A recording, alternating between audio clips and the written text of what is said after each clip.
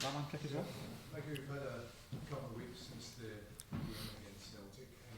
What sort of reaction have you had from players, and how have you reflected on it? There's been a lot of reflection, a good time to communicate, some good training on the pitch, and I've seen a good response from the players. So it's important we put that into tomorrow's game and performance now. Have you had any discussions with the club hierarchy before the start of the season? Yeah, naturally. I speak to James Bisgrove every day. I speak to John Bennett and other members of the board at least 2 or 3 times a week as normal. So nothing's changed in that respect. We've sat and discussed this first period up to the September international break, and like we do at all the international breaks, it's a chance for reflection for us. And how do you reflect on it? Well, it's disappointing the way the last 3 or 4 days went, for sure. Obviously, they were 2 big games and both results didn't go the way that we wanted, and that's the reality of it. There's been some good things, there's been some things we certainly need to improve on, and that's been the honest reflection. In those discussions, Michael, with the club hierarchy, have you been given assurances about your position? Listen, I don't need assurances. I'm part of a plan in terms of where we're going as a club. It's something that I'm fully aware and involved in. And ultimately, a football manager needs to win games of football. And the last 2 we didn't win, so we need to get back to winning. And we've got, 7 games in 22 days now, so there's a good opportunity for us to do that. Do you feel your job's in peril at the moment? Sorry? Do you feel your job is in peril at the moment? No, listen, I think that I'm disappointed with the results, just like everybody else. And I think that, sometimes if we small margins can make a big difference in a game of football. And the last one, I think that was the case. But ultimately, you need to win games of football. Last season, we won a lot. We didn't come away with any silverware. So this year's about picking up silverware. It's very early into the season. There's been a lot of change around me in my time as manager here, probably from February, March, both within the club and also in the playing staff as well. And we've not started the season how we all wanted, but there's a lot of football to be played, and ultimately you just play the game that's in front of you. The fans' reaction after the game is something we've never seen before. How do you reflect on that? Well, they're sharing their frustration. It was heard loud and clear. I don't think there's much time for talking now. I think we need to make it up to them on the pitch in performances and results. I think that the fans are sharing their frustration and anxiety with the way the start of the season's gone. I think that's quite natural for any group of fans to show that. You talk about the changes that have been around the club this summer and at the start of the season. Do you feel that the fans should give you a bit more slack, or can you understand totally and you feel they're right to do what they do? No, the fans have got to support each game that they watch, and there was a lot of excitement and expectation coming into the season, and so far it's not been fulfilled. It's very early in the season, that's what I feel, but it doesn't take away from the disappointing 4 or 5 days that we had going into international break. And I think it was a reflection on the result on the day and some things that happened in the game. Was a highly emotional game, and it didn't go our way. What's key to getting the fans back on side over these next games until that October international break? What needs to change, do you feel? Well, I think the team need to win games of football. We've got some good opportunity in front of us right now, and the team needs to show a rhythm in the way that we're playing. And the new players obviously need to show that they're settled. They've had a long time now. We've probably had, I think, over 40 sessions on the pitch and 9 games and 4 or 5 pre-season games. The players arrived at different times, but there's no excuse about it being a new team. I think if you take the League Cup game aside, 7 or 8 players have played in every game. So there's been a little bit of change in the front line, but there's been a lot of new players in those areas. It's not as if we came into this season with the same front line we had last year. So each player's different, but what I would say that the new guys now have had enough time to settle. They felt the heat, if you like, in Glasgow in terms of the reaction from the fans. I think the fans made their feelings clear to the team at the end of the last game, and it's important we see a response now from me first, but obviously the players as well. You talk about the rhythm and them settling in. Have you seen signs on the training ground over these 2 weeks that's more likely to show on the weekend? Well, listen, over the 4 league games, we've had 21 more shots than anybody else. We've had the most passes in the final third with the most accuracy, so the opportunity has been there for us. to have scored more goals. We're underscoring what is expected in terms of the chance creation, and if that changes, then things look a little bit more rosy. There's still work to be done behind the scenes with the team. There always will be, no matter where we get to with that, but at this moment in time, we're the team that has the least shots on our goal, and we have the best defensive record in the league as well. So there's some things that we can move forward from in terms of some foundation, but certainly if we're having that amount of more shots than everybody else and get into good areas of the pitch, at some point we'll need to take those chances. Yes, do you feel it's up top is the final step? That's the one you could have perhaps changed things for you if you can just get clicking at the top. I think it's everywhere. I think the team need to show a greater intensity everywhere, and that's the things that we've been working on. Tomorrow gives us an opportunity to make a step in the right direction. I'm certainly not angling towards just the front players. I think as a team we need to show more cohesion in our performances. Michael, one of the supporters, some if not many, have returned. Are you confident that you can win them back?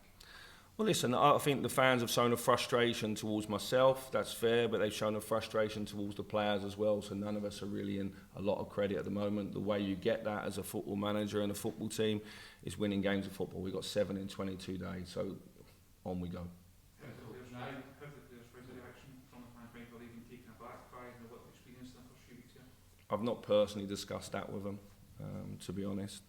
I think going in, the fans are really frustrated and disappointed. If they think the players ain't, then that would be foolish of them, because the players also, they live and breathe it every day, and there's been some really honest words been said in-house that remain between us as a group. But as I said, the talking needs to be done on the football pitch now. Has any of it come as a surprise to you? You obviously know the club and been here a long time. Have even you been taken aback a bit by some of the levels of it? No, because I was fully aware of what I was getting myself involved in. I understand Glasgow and how it works. Michael, just can I ask, when you say you don't need assurances, when you see a manager down south talking about the position and reports that the club may have approached a high-profile manager, is it not human nature to want to know exactly where you stand? No, because my relationship with John Bennett and James Bisgrove is extremely close. I live that relationship every day, so I know where we're at. I know what the plan was coming into the season. I know where we're going as a football club. I was involved in every single decision. Every decision wasn't my decision. I'm involved in everything. We're very aligned, so I have no concerns about that. I can't affect the background noise. I just got to get on with my job day in, day out. And I see the guys, in James's case, probably every day. I see John and speak to him 2 or 3 times a week. So I'm really comfortable. Like, you know, reporters and journalists are going to ask managers questions, and in their interviews, I can't help that. I think there's a sense that with the departure of Ross, the idea that you've maybe taken on a lot in terms of recruitment and everything else that goes, do you think that maybe brings a little bit more accountability now? That's fine. I'm happy to take the accountability. You know, not every decision is mine within the football club. It's a collective decision between the board, myself, and 1 or 2 others. And we have a plan. We had a plan this season to reduce the size of the squad and the age of it. We haven't started the season well. If we had started the season better, or if we'd have won the last game, it still wouldn't have been all rosy inside, if you like. There's a work in progress. I think there's been a lot of change in the club since probably February, March time, on the ball, structurally in the club, and within the squad as well. A lot of players who was key to this club in previous years have moved on. New players have come in, and it's important that we give them time to show their quality over the season. I've got no doubts they'll show that. Just finally for me, do you feel right now that you just can't afford to slip up? I think right now the team need to show stronger performances for sure. Yeah. Michael, do you feel like you know what your best attacking options are right now? Is that something we'll see start Saturday, or will your best attacking options be rested ahead of the game on Thursday? No, the strongest team will play the next game. I think there's been some things that have not been ideal at the start of the season for 1 or 2 players, but in terms of not being available or not being in a fantastic place. But Tom Lawrence is now fully fit. He comes in the squad. Kamaru's played the last 2 or 3. He would have 2 in 2 if the officials would have done their job correctly in the last game. So he's in a really good place at the moment. Unfortunately, Todd Cantwell will miss probably the next 3 or 4 games. as a result of the challenge at the end of the game.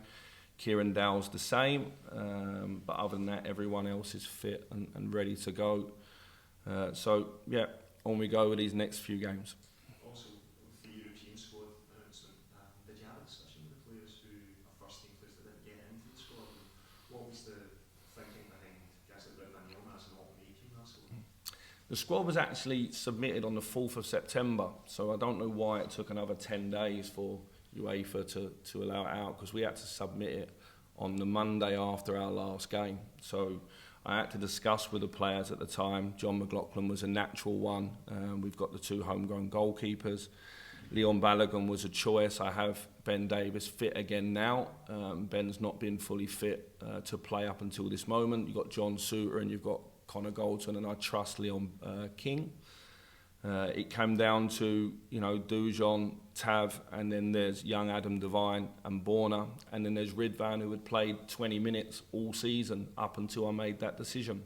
And with Ridvan to this part, he's a player that I like. I think he's got a bright future at the club. He ended last season ever so well, but he's not been able to knock out the games. And when it comes to picking that squad with the limitations you have, unfortunately he missed out. And at the time I was picking the squad, I thought Kieran would be out for maybe 3 or 4 weeks. That was the feedback I was getting, and Todd was going for a scan, and I didn't know the severity of Todd's situation. At the time we had to submit the squad, so I couldn't put them both in, so that's why Kieran missed out. So all the players have had it explained to them. I can't say they're all over the moon, but they all understood. Todd Cantwell's problem? There's a problem with his knee in the challenge that he has towards the end of the game. He played on. After that, we had to send him for a scan. We thought it would be worse than what it is. The initial diagnosis was 4 weeks, so we're probably 2 or 1.5 weeks into that now. Kieran Dow has had just a strange reaction with his knee. They've both, him and Todd, have had their legs in a brace the last week or so. Kieran's now out jogging, but we've got to see how that one goes and settles down. So I would say he's probably 3 or 4 weeks away as well. Michael, just when you reflect on everything, how confident are you that you're the man that can turn it around? I'm hugely confident that we come into this season, our domestic win percentage was really high. We come into this season, we've played 9 games in the first month of the season. Some of the players arrived the week before the season arrived, or like in Cifuentes and Danilo. You have to manage all of that, 9 new players coming in, so important players going out. Last season I probably relied on Tillman, Sakala, Morelos and Kent in 90% of the games as my front 3 or front 4. So those players have changed. I think we've brought really good players in. I think the time to judge them is not right now. I think naturally we'd all want the new players to come in, hit the ground really running. The reality is the team's taking a bit longer than I thought to settle. I thought the last game that we played, there was no reason to lose the game. I think there's a decision in the game that sends the game in a certain direction, and it's regrettable we lost the game. We could have performed better. I'll own it. The players have got to own it as well, and now we need to show our worth in the coming months. Thank you, guys. Dealings?